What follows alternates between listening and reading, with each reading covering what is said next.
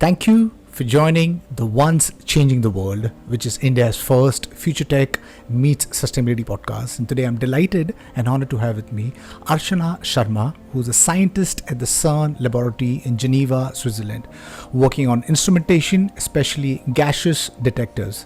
She's the pioneer of simulations and experimentations on wire chambers, resistive plate chambers, and micro pattern gaseous electric detectors over the last 3 decades.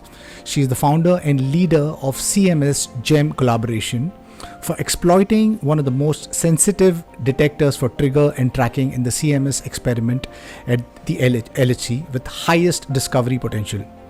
Sharma pioneered the development of micro pattern detectors, and she is the co-owner of patent on a family of detectors called THRAC, timing and high rate capable devices. Archana also runs an NGO called Life Lab Education and Research Foundation with the objective to create partnerships with educational institutions for the benefit of the underprivileged. She is also the author of the recently launched book India's Science Geniuses, which is a super amazing book.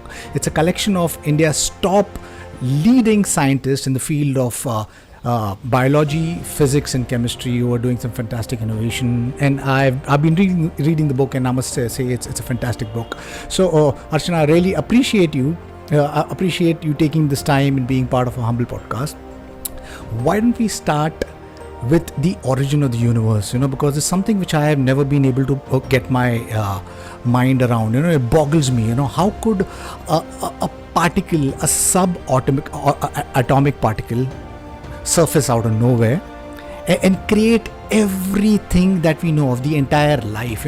For someone who's been invested in technology, and especially in virtual reality and metaverse, if I can metaphorically relate it to a computer, because that's the only thing which kind of pops out of nowhere. When you put it on, it just pops off, and then the entire computer comes on, and the interactions and the apps and applications.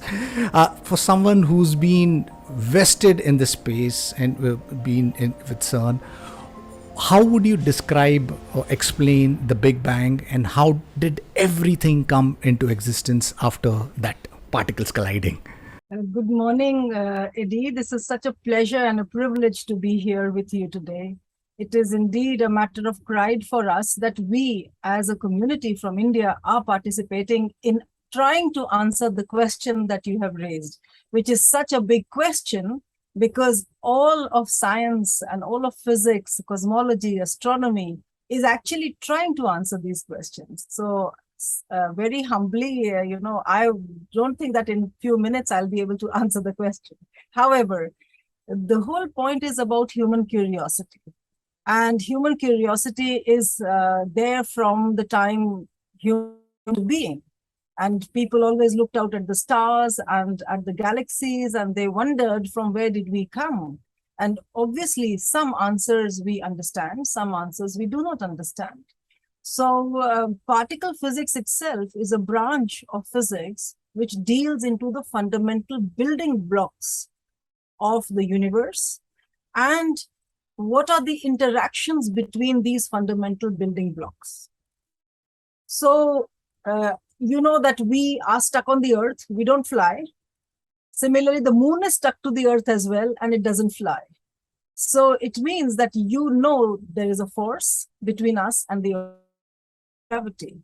Similarly, the forces between particles, small particles, nuclear particles, like the proton and neutron and electron and so on, there are different kinds of forces that exist. And these particles have a certain mass, which is dictated by their interaction with a star particle that's called the Higgs boson. And here I can digress to say that we can proudly claim that the word boson is an Indian word. It comes from Professor Satyendranath Bose, who explained how these particles actually behave. So coming back to your point about the origin of the universe, We all know about the one equation that is E is equal to mc squared. And we also know about symmetry in nature, because symmetry means that first symmetry is that the energy cannot be created or destroyed. So if and there is energy, and if the energy disappears, there has to be mass created. In a very simple way, I would say that mass was created in a kind of a cosmic soup, where this was at a very, very high temperature, millions and millions and millions times that of the interior of the sun, when particles started forming from this soup. And soup is also called quark gluon plasma, and scientists are studying about it. When these particles were forming, depending on their interaction with the star particle, the Higgs boson, they acquired mass. And this is exactly what we are trying to study. So why are we here? Why is matter here? Why are the galaxies here? You know, matter and antimatter should have been formed in equal proportions. So why did it not annihilate and disappear? So there's something where symmetry is broken. So we are still looking at these questions and trying to unlock these mysteries. Thank you for explaining, and obviously I want to get into the Higgs boson. And you mentioned that Professor Bose was involved in that, and you were the only Indian scientist at CERN who was involved in the discovery of Higgs boson. So I want to get into that. But before we get into that, I mean, talking about particles, and these four fundamental forces and these interaction of the particles, creating about everything, life itself. Now, this discovery or this continuous discovery of us kind of understanding these particles is happening because of the Large Hadron Collider, the 27 kilometer Large Hadron Collider at CERN, which is underground, and these particles which you are shooting off and the explosion kind of meeting, you understand it more.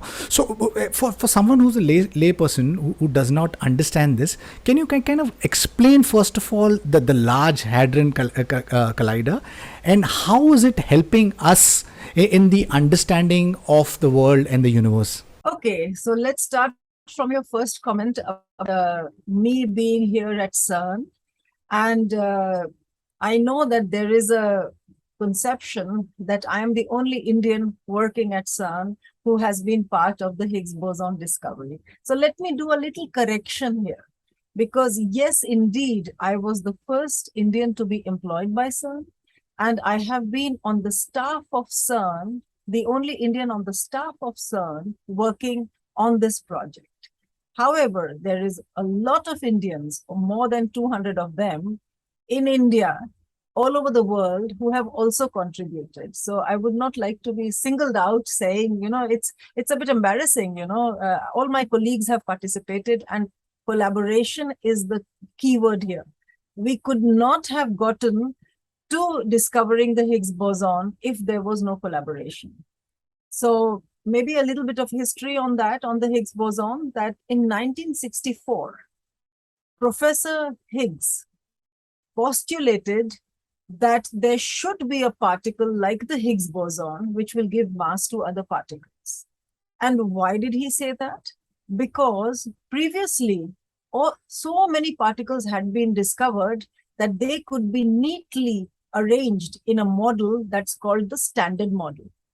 Just like the people of chemistry, you can actually predict new elements once you know the properties of a group or a period, isn't it? So similarly, for the standard model, the particles fitted very well, along with the forces and the force carriers. So the strong, weak electromagnetic and gravity, these are the four forces. Of course, we have not yet discovered graviton or the force carrier of the gravity, but we have been looking at the W and Z particles that are actually responsible for radioactivity, that are also responsible for why the sun shines and why we can live, because we have the sunlight on the earth. So it's a very key question, of course. And in 1964, Professor Higgs had postulated that the Higgs boson there as a mechanism because of this interaction between the particles and the Higgs boson that particles acquired the mass. And in 2012, the Higgs boson was discovered. So look at the gap between the postulate theory and the discovery of the Higgs boson. And in between are more than 5,600 scientists, engineers, technologists, students, technicians, and so on. So yes, a collaboration is hugely important. And we need to imagine that unless we collaborate, we would not have actually found the Higgs boson. Yeah, sorry for the digression here. So the Large Hadron Collider is actually the largest experimental apparatus on the planet. Why so? What are we trying to do? We are trying to look for the Higgs boson. Now imagine, to create a Higgs boson, we need a huge amount of energy, isn't it? So that the energy is available for the Higgs to be created. And how can we do that? We can access particles.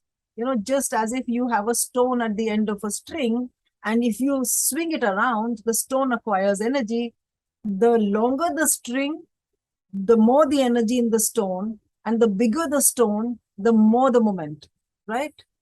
So now if we take protons, our particles, the heavy particles, and we put them into beam lines, which are in the tunnel of 27 kilometers in ultra high vacuum pipes, where we can accelerate them with superconducting magnets to the speed of light, nearly to the speed of light.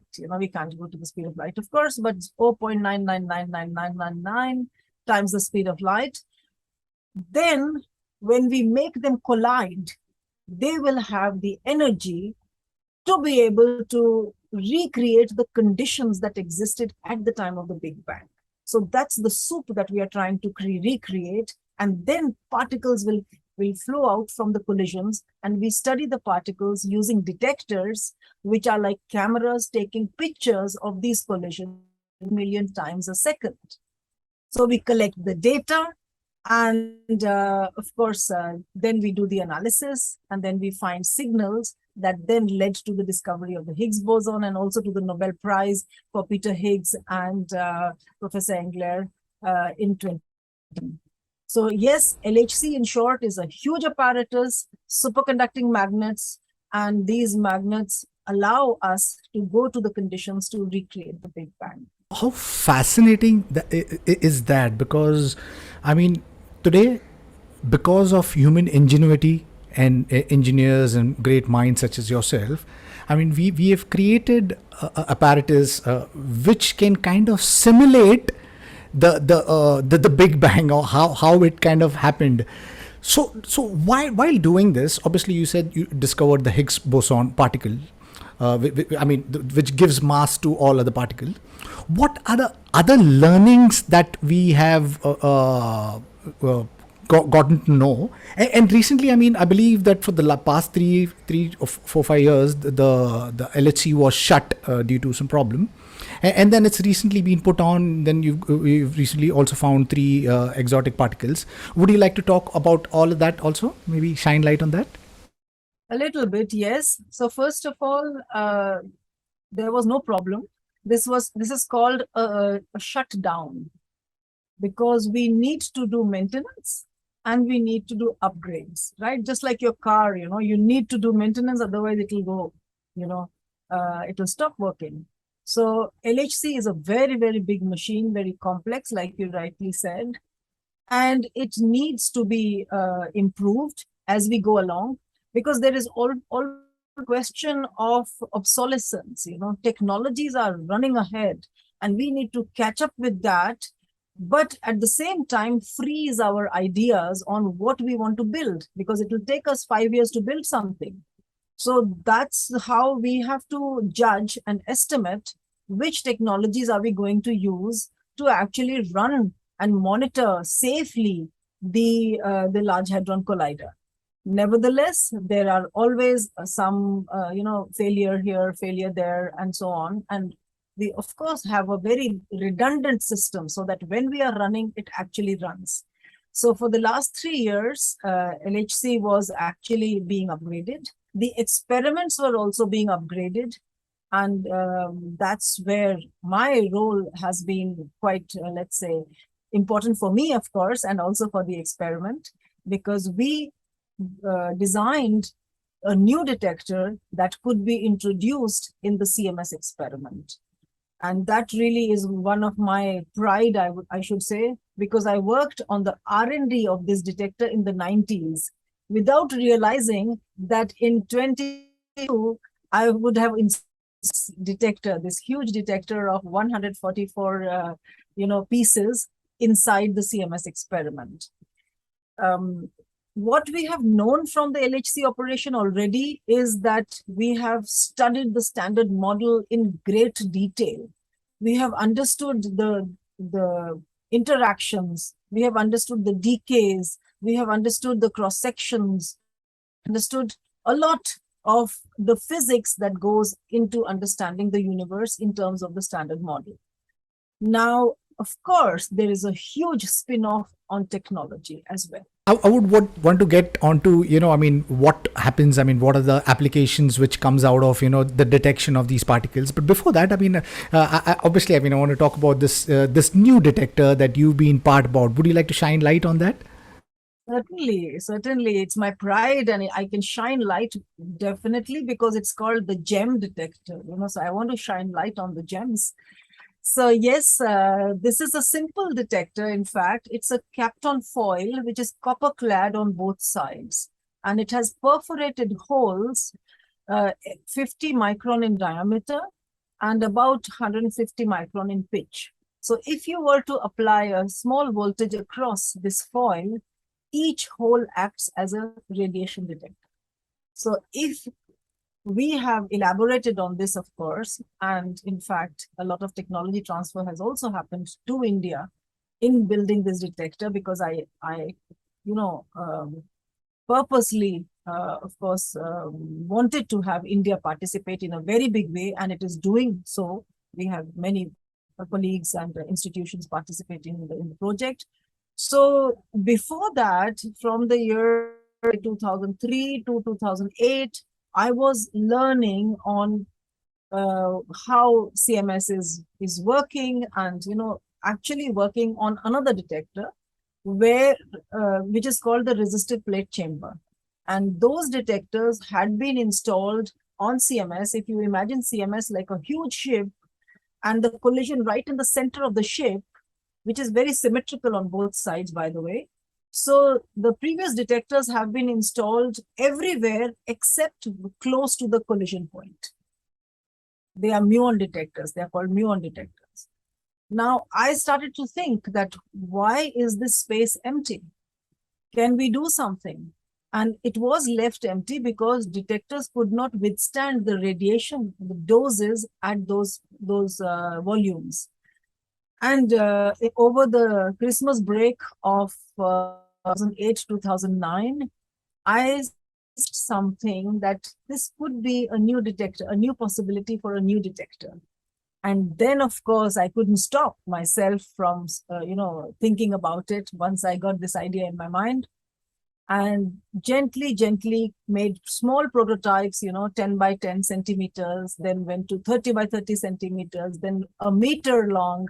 And eventually we have covered with GEMS about 100 meters squared of active foils, which give us an improvement into the performance of the experiment, and also an improvement in the probability of catching the Higgs as well, and other maybe exotic particles, dark matter and so on. So very exciting. It took 10 years. Of course, nobody believes. First of all, when you come with a new idea, everybody says, no, this will never work. This will take forever, and so on.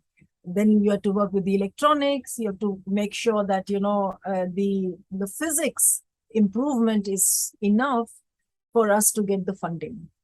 And clearly that was a challenge, but, I was so proud that eventually, starting from 2 students and myself, we came to nearly 40 institutions over 17 countries. And all these people together helped with such teamwork into building these detectors into production sites all over the world, including India, So imagine like a factory, like a beehive, people working in different places, but then bringing everything to CERN, putting them together. And fortunately, it all fit together as well, not in the first many iterations. We built, I think, 15 versions from the prototype in 2012 up to 2017 when we started our production. And we installed in 2019, 2020, because there are two stations, one on the one side, positive side of the interaction, and one on the negative side.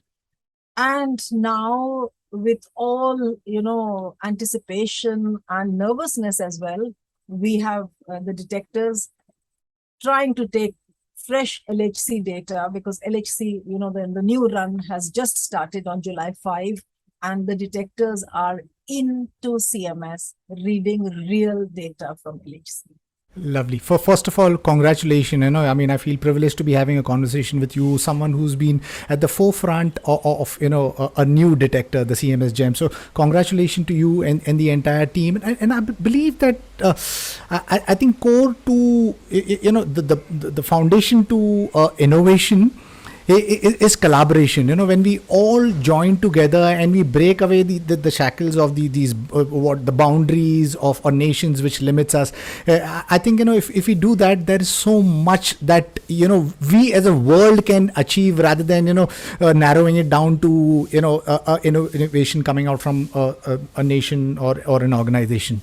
Now you're mentioning about the tech transfer. Obviously this LHC through the learnings, there are lot of understanding that we take from there, and then we build technologies that create benefit for the entire world. Could you shine light on those possibly applications and technologies which has really been helping the world? Well, the first thing I want to highlight is the WWW.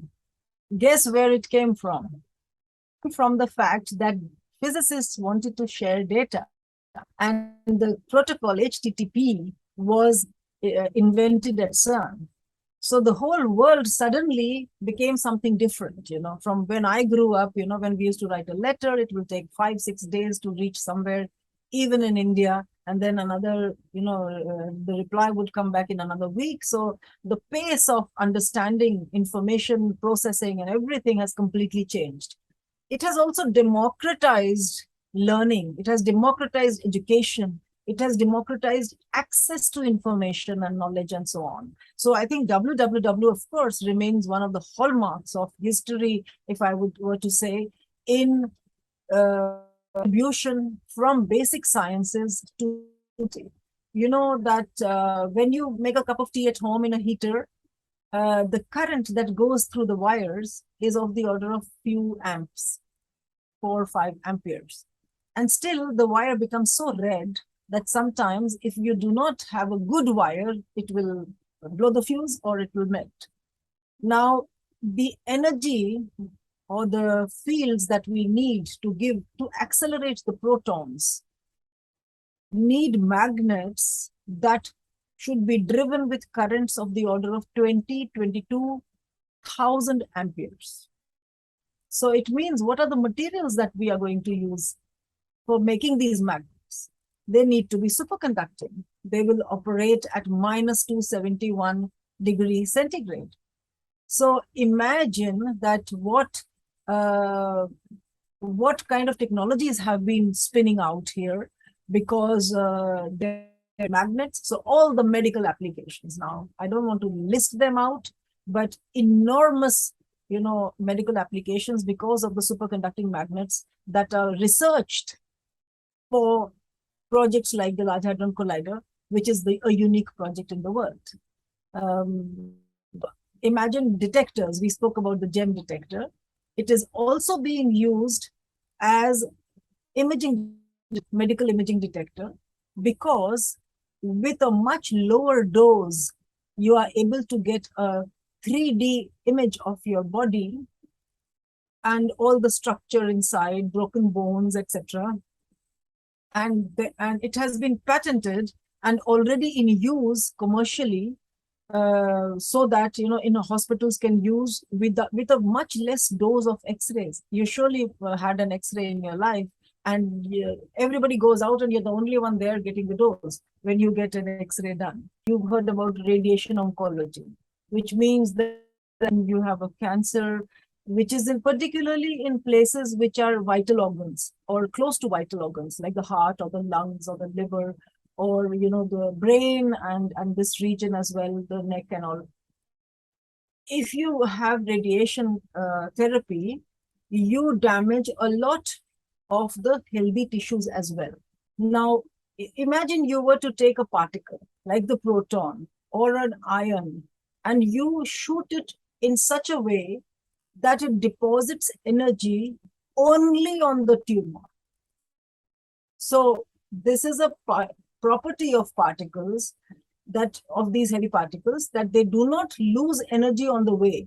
Like the photons from the radiation, they do not lose energy on the way, but they deposit energy only at the end point. So you can actually paint in 3D the tumor and kill only the cancer cells. And this is particularly a treatment that is already in use all over the world. There are 102 sites, facilities where this is already operational. And one of my dreams is to bring this to India, where we can actually make the accelerator in India. We have all the competences and we have very advanced industries. So this would be a fantastic, let's say, deliverable if we are able to get there. I hope your dream come true, and I hope we have an accelerator here in India. I want to now slightly digress and get into slightly the woo-woo zone, because with physics, especially the quantum physics, it gets so mind-boggling and so weird very, very, very quickly. So multiverse. So would you like to kind of explain the multiverse, and do they exist beyond the observable universe as in direction wise, or these multiverse, they exist in other parallel dimensions? Can you maybe shine light on that? Whether there are multiverses out there, whether there is a parallel universe. Now, there are many, many theories. And let me start with one fact, because science is based on facts and observable facts. Unless you observe something, and not only me, you have to observe the same thing, only then it becomes science. And that's why we had two big experiments discovering the Higgs boson. And so I would like to say that if we put together all the information that we have from cosmology, astronomy, particle physics, measurements, and so on, gravity, whatever we have learned from the solar system, if we put everything together, we still know for sure that we do not know 95%. So we have only an understanding of the 5%. Where is this 95%, and what is it? Is it matter like we know, me and you, we are made out of protons, neutrons? But is that matter, which we call dark matter and dark energy, is it made out of similar particles, or is it something else? Because if it was matter particles, we would have observed it up to now. And we would have seen the effect on the movement of galaxies and on the movement in the solar system and so on. Not only the solar system, we are very tiny, we're just a speck in the whole universe. So it means that it opens doors to new theories of multiverses, of dark matter particles, and who knows, if we create one dark matter particle in the Large Hadron Collider, this would be a fantastic achievement as well, because these are conjectures and we are looking for everything that is in the collisions. We don't want to miss anything, because obviously we can't equate E is equal to mc squared if we miss out something. So yes, there are many, many theories, and we have our physicists looking very carefully. We have our experimentation, let's say, experts, making sure that the net is very tight. We do not miss any information, and fingers crossed, we might find something, a surprise coming up in the future. Right, and I really hope that we I mean you are there at the forefront at finding the dark matter, dark energy, or the graviton that we are all behind. Now again, sticking to that little woo-woo zone, because there was this Italian physicist. His name is Francesco Calagro. He had written an essay in 2000 regarding the LHC experiment work, and he mentioned that how with the experiment it could create. Earth destroying black hole, and the essay was titled "Might a Laboratory Experiment Destroy Planet Earth?"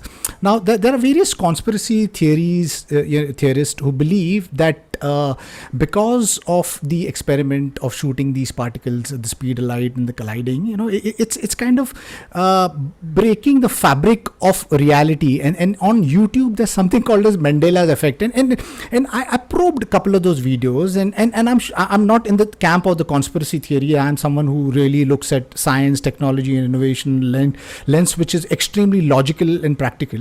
But some of the videos which I saw on the Mandela's effect is something which is it's kind of like it's boggled my mind. Like for example, the Snow White.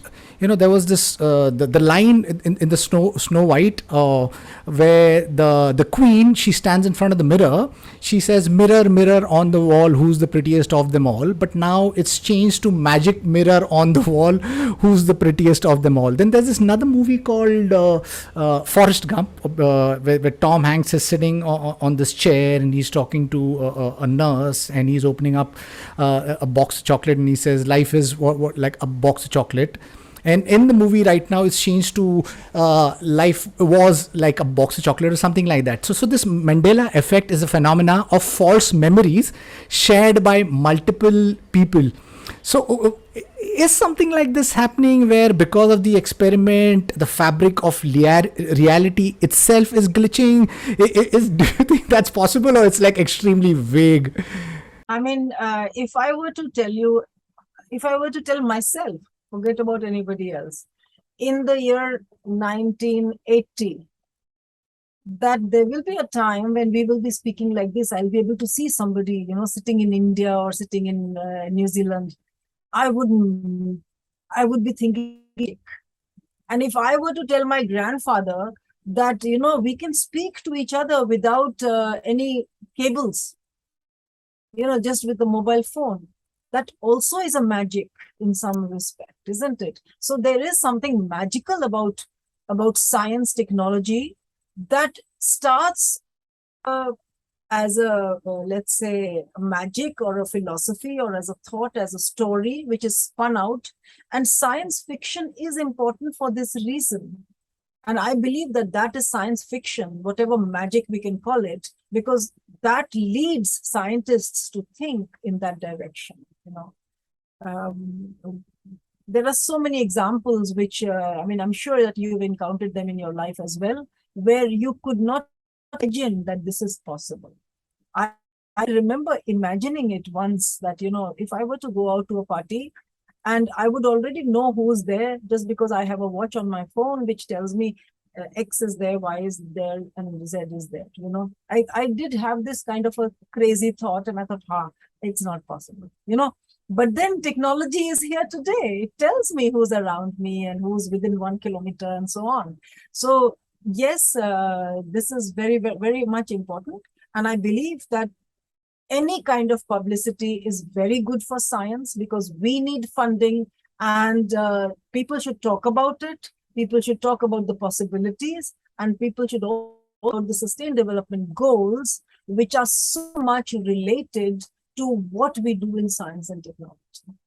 Right, completely fair enough. And you rightfully pointed out, I think, Arthur C. Clarke had quoted that, any sufficient advancement in technology is akin to magic. And I guess that's what's happening with artificial intelligence, artificial general intelligence, quantum computing, virtual reality. We are seeing some crazy innovations. Now, you've written this book, India's Science Geniuses.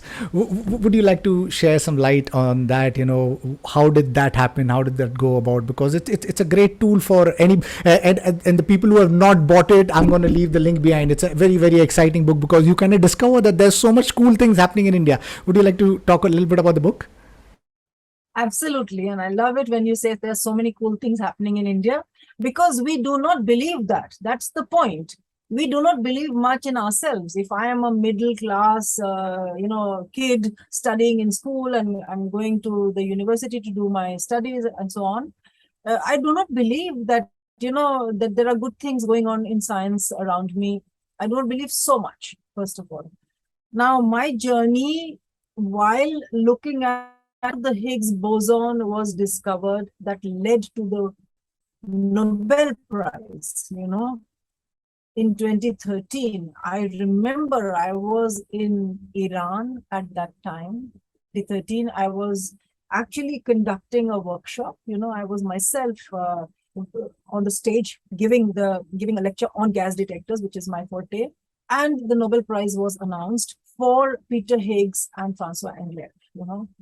It was unbelievable moment and also an awakening of sorts to imagine, in the end, we are all human beings, we are all together, and it is so feasible to come together and work on with a that leads to answering questions, and that told me that I should also look what's happening in my country, and I started researching on the Nobel prize winning fields to which in which people are working in India. Of course, it started from the Higgs boson, because the CMS experiment is there, and all my colleagues in India have participated also in this discovery. And if I can be a bit audacious, that they all deserve a share of the Nobel Prize as well.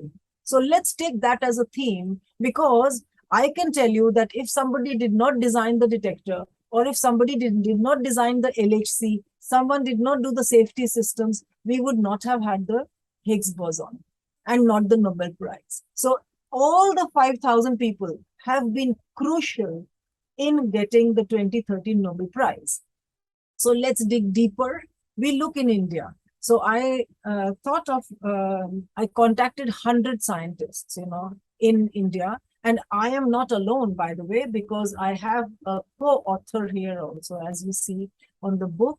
She is a science journalist and she helped me organize and write the book. Now, before this book, when I contacted these 100 scientists in India, I was very concerned about the young generation in India. I still am, actually, because with a little direction and a little nudge in the right direction, they could be the future Nobel laureates for India. And then again, Nobel can be given only to one person. See, Higgs boson again, Peter Englert, but 5,000 people participated. And that for me is good enough. It is an acknowledgement of the collaboration. Similarly, if you look at other fields, so what we did together is, because I did the physics part, and Shweta in the previous book, which is called Nobel Dreams of India. And that book is available free. I will give you the link, of course.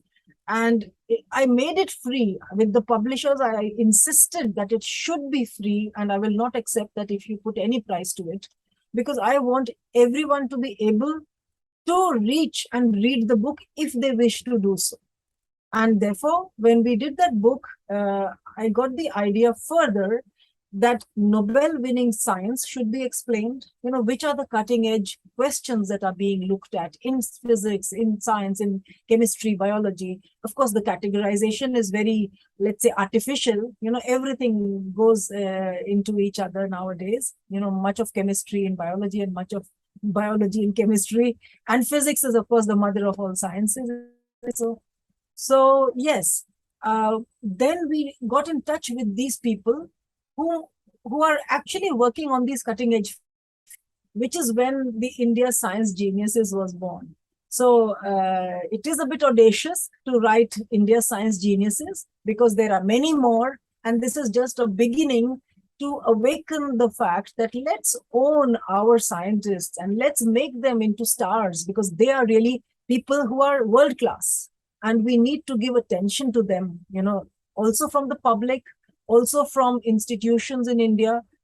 There are many institutions in India which are doing the work, Of course, historically, we have a few top elite institutions, but we do need to bring everyone on board on this conversation. So that was our little attempt. Lovely. Thank you for doing it, because through this book, I mean, I've got to know about those great minds doing it. And like you rightfully pointed out, in India we have a problem. We kind of put on a pedestal only the sports people, or the entertainment guys. It's high time we give the guys who are creating the future, because they are the guys who are creating what we use, like right from the mic to the computer. You mentioned about the World Wide Web, and how CERN's been involved in AI, and everything that radiology, image, everything that's been used, I mean, developed, innovated by the scientists and researchers. So yes, I hope that there's this push by you nudges more and more people to look at science and technology. And because if we look at science, technology, and innovation and education, I think anybody and everybody could create a better future and possibly play a role, like you said, in creating maybe, or being part of a Nobel Prize. My last question to you, because the podcast is called The Ones Changing the World. What is it that you want to do, and what is it that you're looking forward for to do, which could completely change the world? Well, I think what I would like to see, conversion of the passion and the fire that lies within the bellies of our middle class students, who really want to do. They're hungry to learn. They want to know. They want to find their direction and make. Actually, they want to make a difference. And we, at least, we are 1.3 billion people. And even if like 8 of them take up science and technology of the student, let's say, our country is already set on a path, which is, really going to become I think it's a matter of just time where we are going to lead the world in many different ways. And science certainly has a very big place in what India's role is in the future. So that's my humble, let's say, dream. And I am trying to do everything possible for that, because with my foundation, I'm talking to different teachers, students, holding workshops for them. In general, sharing whatever experience I got, and I got a chance, but I want to serve that chance for everyone. Thank you, Archana. Really appreciate you taking time, being part of the podcast. I mean, those insights that you shared, and the work that you're doing. Right from creating a platform, giving a voice to all of these people, and I think we need to democratize education. Education so far has been like the something which is for those urban dwellers or the privileged lot. I think through what you're doing, services like giving everybody through your foundation also, even the underprivileged a chance, because I think they are the ones who are more hungrier and who've got more fire in their belly to go beyond and ask possibly which might look like stupid questions, but those questions possibly which could change the world. So I think we should we shouldn't be afraid of asking stupid questions, because I think it always starts from there. So thank you once again for being part of the podcast. Wish you the very best for your CMS Gem Detector, and I'm sure there is more to be found and more to be created. Thank you once again for being part of the podcast. And to my listeners, if you like what you see in here, then please press the subscribe button. And until next time, see you guys. Bye bye. Thank you.